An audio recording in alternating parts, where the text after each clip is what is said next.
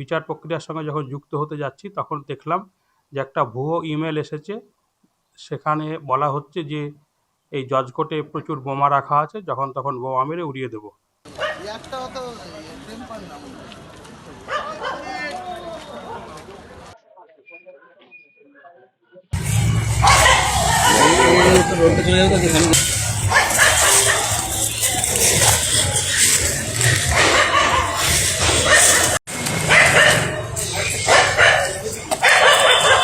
আমরা আইনজীবী হিসেবে আমরা আতঙ্কিত, সাধারণ যারা মামলা করতে আসছেন মামলাকারী তারাও আতঙ্কিত, সাধারণ মানুষ যারা শুনছে তারাও আতঙ্কিত।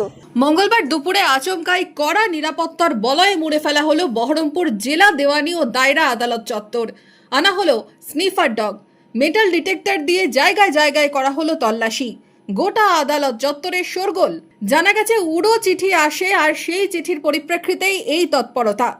তড়িঘড়ি নিরাপত্তা ব্যবস্থা আঁটোসাঁটো করা হলো। গোটা ঘটনায় বিচারক, আদালত কর্মী, আইনজীবী, সাধারণ মানুষের নিরাপত্তা জোরদার করতে ঘটনাস্থলে মোতায়েন পুলিশ বাহিনী।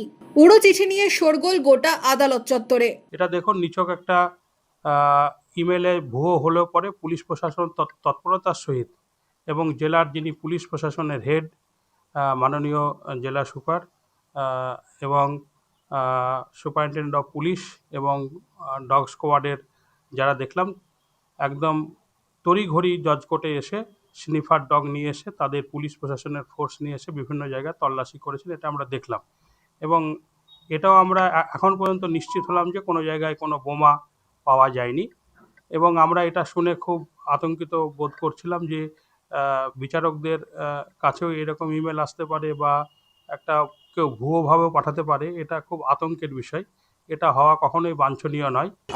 আশঙ্কা করছি যে এসআইআর জজদেরকে নিযুক্ত করা হয়েছে এবং সেই কারণেই তারা যাতে সঠিকভাবে সঠিক কাজটা করতে না পারেন এই জন্য তাদের উপর এই ধরনের একটা আতঙ্কের সৃষ্টি করা হয়েছে। ভারতবর্ষের একমাত্র জায়গা, নিরপেক্ষ জায়গা, সেটা হচ্ছে বিচার ব্যবস্থা। সেই বিচার ব্যবস্থার উপরে যদি যে কোনো ধরনের হুমকি আসে তাহলে বিচারকরা সঠিকভাবে কাজগুলো করতে পারবেন না, তাহলে মানুষ বিচারটা কোথায় পাবে? উল্লেখ্য, মঙ্গলবার সকালে রাজ্য জুড়ে একাধিক জেলা জজ আদালতে উড়ো মেল পান বিচারকরা। তালিকায় কলকাতা থেকে পশ্চিম বর্ধমান জেলা ও দায়রা জজ আদালত, চুঁচুড়া থেকে ব্যাংশাল কোর্ট, সর্বত্রই উড়ো মেল ঘিরে আতঙ্ক শুরু হয়। পুলিশ কুকুর দিয়ে তল্লাশিও চলে। সুপ্রিম কোর্টের নির্দেশের পর বিচারকদের বড় অংশই এখন ভোটার তালিকার বিশেষ নিবিড় সংশোধন বা এসআইআর এর কাজে ব্যস্ত। তার সঙ্গে এই উড়ো মেলের কোনো সম্পর্ক রয়েছে কিনা সেটাও খতিয়ে দেখা হচ্ছে। Bureau report, imagine community media.